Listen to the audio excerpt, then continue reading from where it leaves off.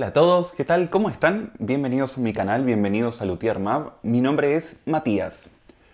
En este video vamos a estar viendo la historia de otro de los grandes instrumentos, de estos míticos instrumentos que han marcado la historia de la música. En este caso vamos a estar abocándonos a la guitarra Les Paul. Vamos a ver un poco de su historia, los orígenes del modelo, del diseño y algo de su evolución a través del tiempo hasta la actualidad. Acompáñenme.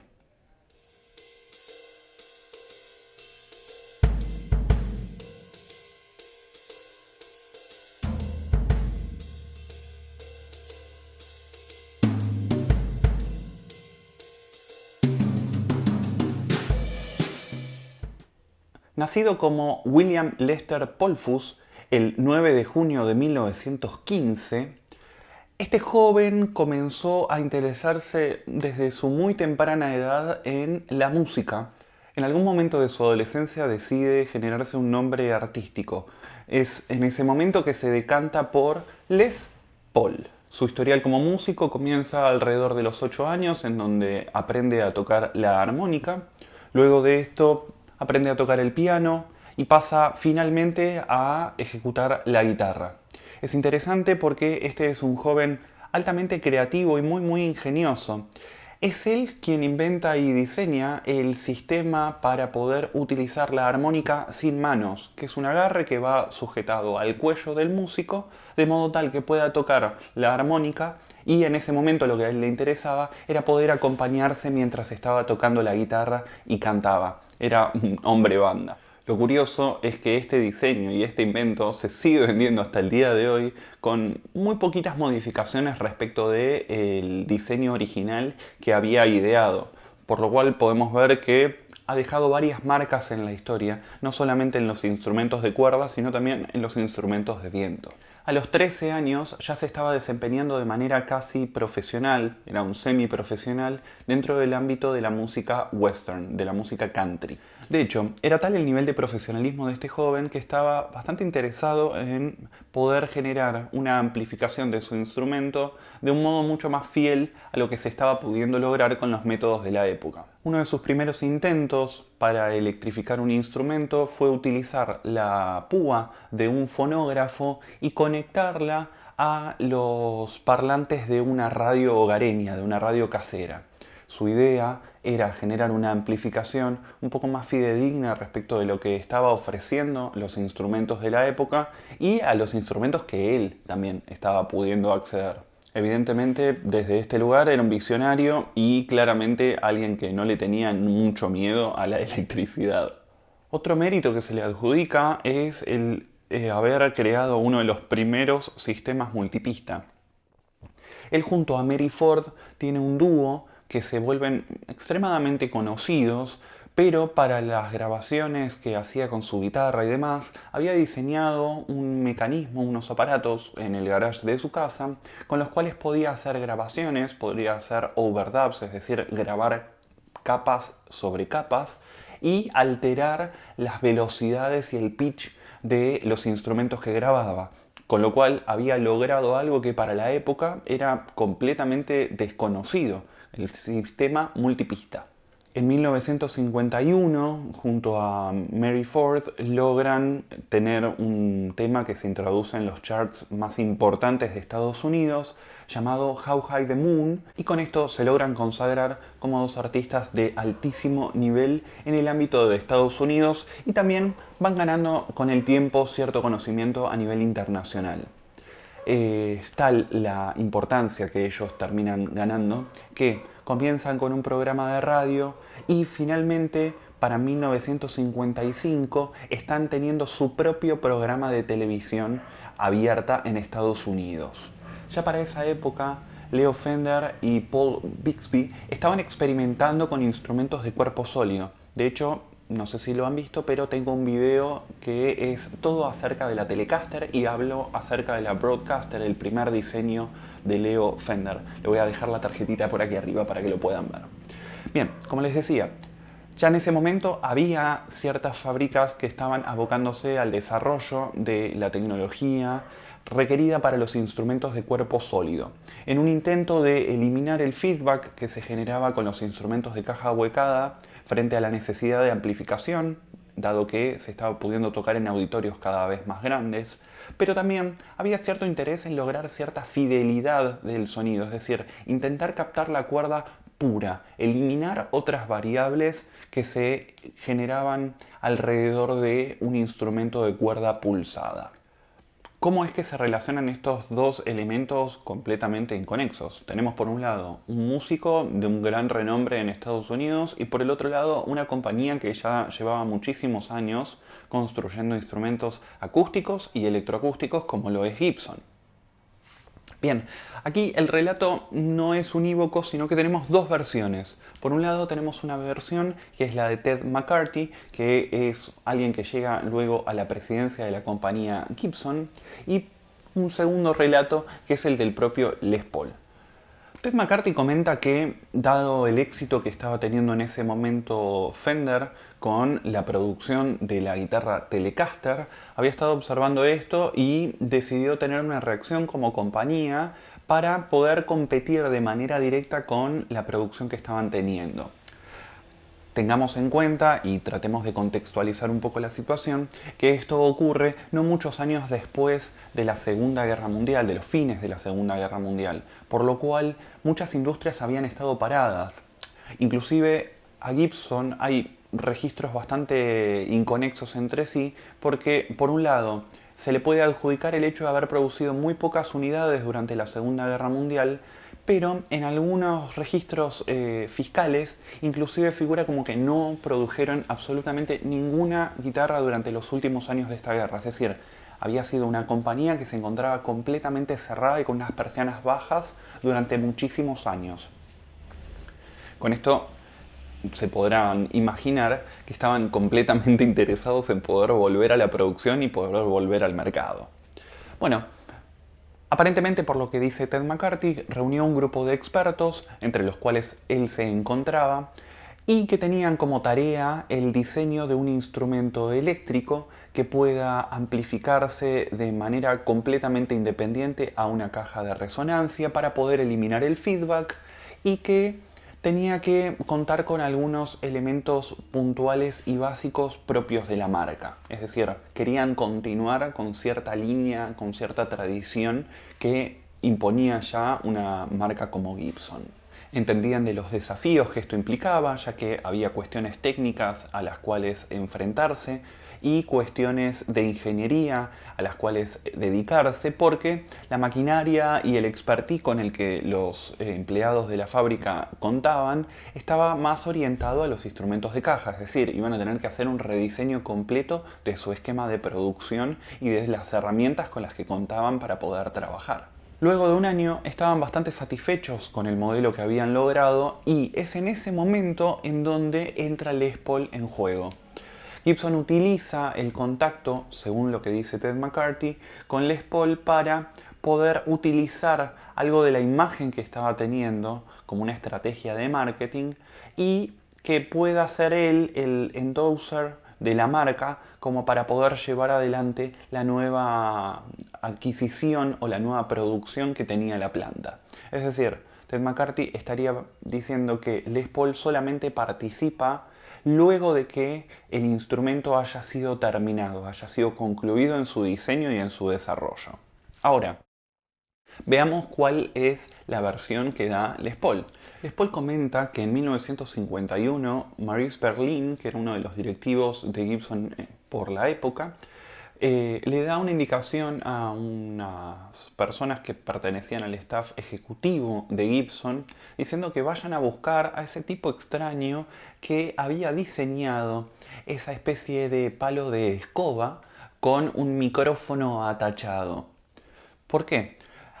Resulta que Les Paul en su adolescencia, como parece que estaba con mucho tiempo libre, había estado trabajando en Gibson y ya en ese momento había hecho un diseño de un instrumento eléctrico con un bloque central de madera y tenía anexadas dos alas. Bastante particular el diseño que había realizado y lo dio a conocer como The Lug. Esto Es algo que no tuvo ningún tipo de éxito, de hecho fue bastante menospreciado cuando mostró que era lo que había realizado, pero según lo que dice Les Paul, esto es algo que él había hecho y que ya en su momento en la planta de Gibson habían visto realizado. El relato de Les Paul indica que la reunión tuvo lugar en Michigan, en donde estuvo el propio Maurice Berlin, junto a algunos técnicos de la empresa y abogados, y que en esta reunión él les había dado algunas indicaciones acerca de cuestiones técnicas para las cuales considerar y tener en cuenta al momento de la producción del instrumento. Sea cual sea la versión correcta, finalmente todos coinciden en que en fines de 1951 o principios de 1952, Mary Ford, junto a Les Paul y parte del equipo de Gibson, se reúnen en Pensilvania en un club de caza bastante remoto, como para poder hacer uso y aprovechar de lo tranquilas de estas instalaciones para poder realizar una grabación. Es en este lugar que llegan con uno de los primeros prototipos de la Les Paul y allí, reconoce esto el propio Les Paul, es el primer momento en donde él toma contacto con este instrumento. Es decir, ese es el primer encuentro que se genera entre Les Paul y la Les Paul. La jornada de grabación culmina exitosamente, no sin antes pasar por un contrato de exclusividad por el cual ni Mary Ford ni Les Paul podrían utilizar públicamente cualquier otro instrumento que no sea la Gibson Les Paul. Si es que esto ocurría, iban a tener que hacer una devolución completa y absoluta del dinero que ellos estaban cobrando por este contrato de endorsement que estaban teniendo con Gibson. En abril de 1952 se envían algunas muestras de estos instrumentos a un fabricante de estuches. En mayo de ese mismo año recibe Les Paul y Mary Ford cada uno algunas unidades de este instrumento nuevo ya con el estuche, y en junio se comienza la distribución de la guitarra Les Paul a algunos puntos comerciales dentro de Estados Unidos.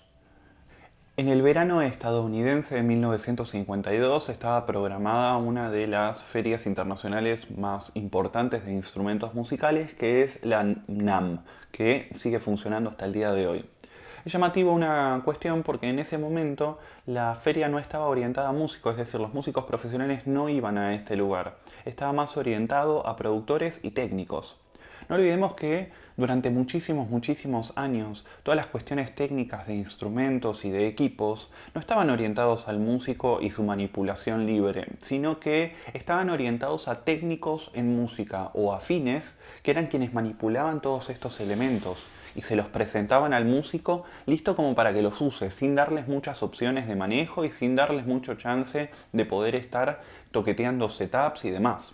Bien, para esa fecha Gibson lo que hace es contratar los servicios de un hotel que estaba muy ligado al arte, que es el Waldorf Astoria, como para poder hacer una preclínica a la NAMM y allí sí poder hacer una muestra de sus nuevos instrumentos, pero orientado a los músicos, es decir, iban a poder músicos acceder a este instrumento, tocarlo, poder probarlo y verlo en funcionamiento y en acción. No olvidemos que esto era algo revolucionario, ya que hasta ese momento lo único que había dando vueltas era el instrumento Broadcaster y no mucho más. Algunas cuestiones que había hecho Bixby, pero no estaba masificada la producción de instrumentos de cuerpo sólido. A la guitarra se la estaba presentando junto a un sistema de amplificación denominado GA40 que iba a acompañar o iba a ser el match perfecto para poder amplificar el nuevo instrumento eléctrico. La guitarra estaba hecha de un cuerpo sólido de caoba con una tapa de maple tipo carved top, es decir, la tapa no era completamente plana, sino que es una tapa curva, con dos micrófonos P90, y los controles de electrónica implicaban un control de tono y volumen para cada uno de los micrófonos, es decir, tenían controles independientes y una llave de 3 posiciones. Esto es algo que ya estaba presente en instrumentos como la L5 CES y la Super 400 CES, es decir, la electrónica no era una novedad en la configuración que estaban planteando. El single cut, es decir, ese corte que permite el acceso a las cuerdas más agudas en la zona de la segunda octava del diapasón, al igual que el mástil encolado de caoba con un pequeño ángulo, de 4 grados específicamente, era algo que ya estaba presente en modelos anteriores, es decir, esto es una característica que la empresa venía utilizando en otros modelos y la conservaron también para la Les Paul. Los inlays con forma de trapecio ya estaban presentes en otro instrumento, como lo era el ES-150 de 1950, así que esto también es una característica que ya había sido vista dentro de la producción de Gibson, y la escala de 24,75 pulgadas también era algo que estaba preexistiendo en otros modelos de instrumentos, ya sea acústicos, también como electroacústicos. Es decir, habían incorporado la novedad del cuerpo sólido con algunas particularidades, sin embargo muchas de las cuestiones ya estaban presentes allí. En cuanto a los micrófonos, eran dos P90, es decir, dos micrófonos single coil. Para el primer momento de la Les Paul no se contaba con humbucker, ya que esto era algo como tecnología que aún no estaba presente, no se había desarrollado. Y estos micrófonos, al ser single coil, presentaban una característica muy particular que también estaba presente en la Broadcaster de Leo Fender, el hum. Es decir, esta frecuencia que se genera en los 50 a 60 Hz y que resulta una frecuencia parasitaria que se inserta dentro del output del instrumento, pero que se puede eliminar utilizando dos bobinas al mismo tiempo. Es decir, en las posiciones centrales, en donde se comparte output del micrófono del puente y del micrófono del mango, ya sea en la Telecaster, en ese momento Broadcaster, o en la Les Paul, era el único momento en donde esta frecuencia parasitaria se elimina. McCarthy comenta que la decisión de hacer instrumentos tipo carved top, es decir, con tapas curvas y no planas, responde a cierta inteligencia que tenían acerca del funcionamiento de la planta de Fender en ese momento. Sabían que Fender en California no tenía herramientas ni maquinarias como para poder utilizar el sistema carved top para sus instrumentos, entonces deciden incorporarlo como un elemento diferencial y distintivo. Es decir, ya desde ese momento Gibson estaba intentando ir directamente a competir contra Fender y generar un instrumento que sea completamente diferente y cualitativamente distintivo de lo que estaba produciéndose en la planta de Leo en esa instancia y en ese momento. Las primeras unidades fueron de un color dorado, que esto se lograba con polvillo de bronce y una mezcla de este polvillo con una laca nitrocelulósica translúcida. Esto es algo que da origen y da nombre a el mítico Gold Top, que cuando se habla de Gibson esto es algo que es sumamente relevante. Justamente el Gold Top tiene que ver con el primer color que se le había dado a este instrumento, que es una forma de coloración muy peculiar, ya que no da un color sólido, consistente, sino que en realidad tiene como pequeños sparkles, tiene como brillos muy peculiares cuando uno lo ve y lo va moviendo y refracta la luz por sobre la superficie del instrumento. Es algo que Gibson generó desde un principio para este instrumento y se volvió como un elemento icónico asociado a justamente la Les Paul. Un error muy grosero en la tanda de producción de los primeros más o menos 100 instrumentos. Esto era debido a que el ángulo de inserción del mástil con respecto al cuerpo estaba puesto en un ángulo un poco menor al que debía ser de los 4 grados y derivaba en que las cuerdas estaban demasiado pegadas al cuerpo del instrumento y a los micrófonos. Es por este motivo que el tailpiece que estaba destinado para este instrumento no se podía utilizar adecuadamente y tuvieron que poner un cordal al cual el encordado tenía que montárselo de manera completamente poco ortodoxa. Es decir, en vez de utilizar el wraparound común y corriente que se utilizaba en estos instrumentos de Gibson que contaban con este tipo de puentes, había que poner el wraparound al revés, lo cual terminaba lastimando la pintura del instrumento y haciendo que el palm muting en el instrumento sea completamente imposible. Esto era como para intentar salvar la acción inviable que se generaba en la guitarra para poder tocar en estas unidades, en estas primeras unidades. Esto es algo que Les Paul le comenta a Gibson y les dice, miren, la verdad es que este instrumento todo estaba muy bien, pero es inviable poder usarlo, es inviable poder tocar. Así que con esto se introduce una nueva variación y ahí se llega a un puente muy específico, el cual no requiere de un cordal, sino que las cuerdas quedan montadas sobre este mismo puente a través de un wraparound, pasan por arriba del puente, es decir, ahí es donde se apoyan las cuerdas y comienza el tiro de escala, y esto permite que a través de dos pivotes y una serie de tornillos se pueda corregir más o menos correctamente la entonación para cierto grupo de cuerdas. Es decir, se puede corregir la entonación para las cuerdas bordonas o como para las cuerdas agudas. Este puente también lo que permitía era poder regular la altura, es decir, que se podía corregir la acción de la guitarra para la zona aguda del diapasón. Para 1953 fue tal el éxito de venta de este instrumento que del modelo ES-175 se habían vendido 1278 unidades. Sin embargo, de la guitarra Les Paul se vendieron 2245 unidades. Una barbaridad de venta para lo que era la época y para lo novedoso también de este instrumento. Para 1954 se introducen dos nuevos modelos. Por un lado la Les Paul Junior y por el otro lado la Les Paul Custom. La Les Paul Custom era un instrumento completamente de caoba en su cuerpo, no tenía una tapa de maple, también conservaba el carved top, esto sí era algo que conservaba como su hermana. El hardware era dorado, el diapasón era de ébano y una particularidad era que el micrófono que estaba puesto en la zona del mástil era distinto. Había sido creado por Seth Lover y era un micrófono de Alnico, llamado el Alnico. Esto es por la mezcla de aluminio, níquel, cobalto y hierro en la producción de los polos electromagnéticos para el pickup. A este instrumento se lo conoce como la maravilla fretless o se lo plantea en la venta como la maravilla fretless. No porque no tenga un entrastado, sino porque utilizaban un entrastado completamente distinto al que se estaba usando en la Les Paul estándar, que era un entrastado extremadamente bajo y resultaba mucho más cómodo para algunos guitarristas el hecho de poder utilizar este tipo de wiring en los frets. El modelo Custom incorpora un único elemento dentro de la producción de Gibson hasta ese momento, que era un cordal y un puente independientes, y el puente contaba también con la particularidad de que permitía regular de manera independiente e individual la entonación de cada cuerda.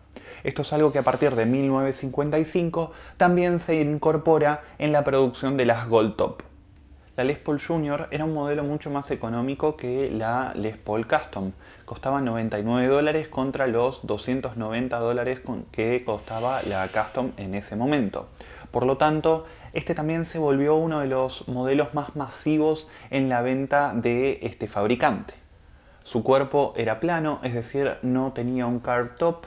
El cuerpo también estaba hecho de madera sólida, de caoba, sin embargo no tenía una tapa de maple a diferencia de los otros modelos que estaban fabricando en ese momento de cuerpo sólido, y contaba con un solo pickup P90 a la altura del puente con un control de tono y de volumen específico. Es decir, en una producción muchísimo más sencilla, muchísimo más simple y por lo tanto podía tener un costo de venta mucho menor.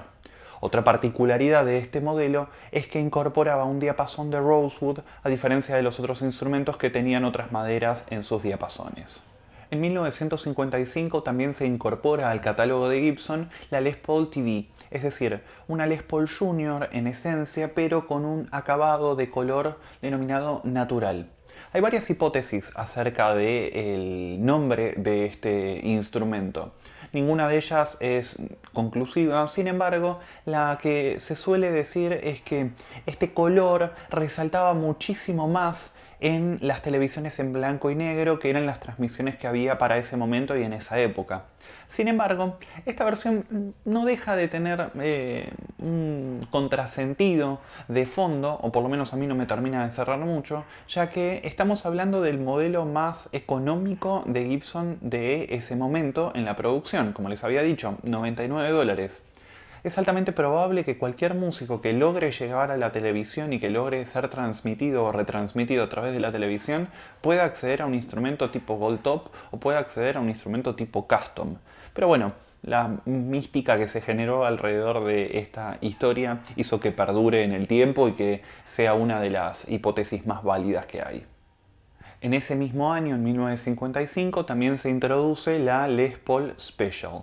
Esencialmente es una Les Paul Junior, sin embargo cuenta con dos pickups P90 y controles independientes de tono y volumen para cada uno de los pickups y una llave selectora de 3 posiciones. Al año siguiente es que incorporan una Les Paul Junior, pero de un tamaño reducido, es decir, de 3/4 de la escala. Esto estaba apuntado esencialmente para jóvenes y personas adultas que tenían manos y dedos un poco más cortos que el resto de la población. En paralelo a estas producciones, Seth Lover estaba abocado al trabajo de desarrollar un micrófono, un pickup, que pueda solucionar y solventar algunos de los inconvenientes que presentaba el pickup P90, que es el hecho de que al contar con una sola bobina genera este hum del que habíamos hablado previamente. Una de las ideas de Seth Lover fue el hecho de utilizar dos bobinas en un solo pickup. Con esto, ¿qué es lo que se lograba? Un sonido mucho más prístino, un sonido mucho más limpio, pero algo que no solamente tenía que ver con el hum, se lograba un nuevo sonido, una sonoridad completamente distinta a lo que se podía ofrecer en ese momento con los single coil propios de Fender o con los P90 propios de Gibson. El uso de un chasis metálico permitía dos cosas en particular. Por un lado, aislar de radiofrecuencias al micrófono, evitando que haya filtraciones de frecuencias parasitarias que por lo general se daban por la iluminación de los lugares en donde se tenía que tocar en vivo. Y por el otro lado, poder cubrir y ocultar un poco el diseño que habían realizado de esta nueva invención. Si bien es cierto que no es la primera vez que existía un micrófono humbucker, sí con este diseño y sí con estas particularidades. De hecho, vamos a ver algunos detalles ahora a continuación acerca del inconveniente que tuvieron para el patentamiento de estos micrófonos. Inicialmente pensaron en utilizar un chasis de acero inoxidable, sin embargo encontraron que era extremadamente difícil poder realizar soldaduras sobre este material, entonces pasaron a utilizar un elemento que se conocía como plata alemana, que es una combinación de cobre, níquel y de zinc. El pickup original no tenía tornillos a la vista, es decir, era un chasis completamente sólido, y luego de la producción y de la tirada de muchísimos chasis, pidieron de parte de uno de los departamentos de Gibson, de la parte ejecutiva, que incorporen algunos tornillos como para poder dar algo de qué hablar, es decir, un argumento de venta al momento de plantear este instrumento en el mercado. A partir de 1957, estos micrófonos se empezaron a utilizar en los modelos Gold Top y en los modelos Custom. De hecho, en el modelo Custom, a partir de este año, es que se comienza a utilizar una combinación no de dos pickups, sino de tres, bastante particular y llamativo. El pickup se lo denominó PAF con el paso del tiempo, o Patent Applied For, que era un sticker que tenía pegado en la parte trasera. Es muy curiosa la historia detrás de esto, porque el inconveniente es el siguiente. Seth Lover crea un micrófono, pero no es el primer humbucker de la historia, es decir, ya había otros desarrollos, por los cuales el hecho de poder presentar el pedido de patente y que sea aprobado es algo que tomó muchísimo tiempo. Estuvieron desde junio de 1955 hasta julio de 1959 intentando fichar la patente, por lo cual durante todo ese tiempo en la producción se puso el sticker Patent Applied For, es decir, PAF. Sin embargo, una vez que terminaron de poder fichar la patente y que la tuvieron ya a disposición de Gibson, este sticker, un detalle muy curioso, se siguió utilizando hasta 1962. Esto respondía a lo siguiente: era una estrategia para que la competencia no pueda acceder al archivo de patentes, es decir, que no lo busquen porque sabían que no iba a estar disponible, y no puedan tener un plano como para poder realizar cada uno de los competidores su propio diseño del micrófono humbucker. Inclusive a posteriori de que ya se dejó de utilizar el sticker de Patent Applied For, se empezó a acuñar sobre el chasis del pickup, en la parte de atrás, un número de patente. Pero el número de patente que allí se estaba aplicando no era el del micrófono, sino que era la patente del puente que se estaba utilizando en las Les Paul. Esto era otra estrategia como para evitar el acceso al diseño en plano de la competencia.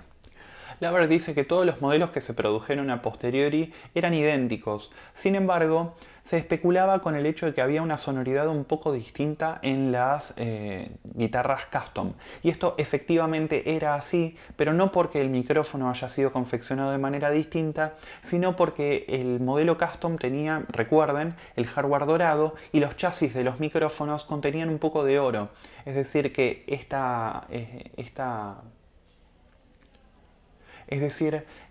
esta conformación de los chasis generaban una propiedad electromagnética un poco distinta e influían en el output de sonido de ese pickup. Pero no por una diferencia del pickup, sino netamente por la diferencia que había en el chasis. Entre 1956 y 1957 se alcanza un pico sumamente interesante de ventas de los modelos Les Paul y de sus distintas variantes. Sin embargo, la cantidad de instrumentos vendidos no terminaba de ser sumamente llamativa respecto de la cantidad de músicos que había en Estados Unidos. Pero llega un momento, llega 1958, que es un año definitorio para la historia de Gibson. Es en este año que la Junior de 3/4 y la TV pasan a tener un rediseño de su forma y del single cutaway pasan a tener un doble cutaway. Además, la Junior incorpora un nuevo color que es el Red Cherry y la TV incorpora o modifica, mejor dicho, su color y pasa de ser el color claro a tener un color amarillo. A partir de aquí se la conoce como Yellow TV. Bien, y hasta aquí llegamos con la primera entrega de la historia de la Les Paul. Esto es algo que vamos a continuar en un próximo video para llegar hasta la actualidad, para llegar hasta la modernidad en la producción de este instrumento y en la historia de este instrumento. Si les gustó este video, les pido que por favor se suscriban y le den like al video y lo compartan con sus amigos. Seguramente deben tener más de un conocido que les gusta y aman este tipo de instrumentos. Nos estamos viendo en el próximo video. Que sigan muy bien. Chau, chau.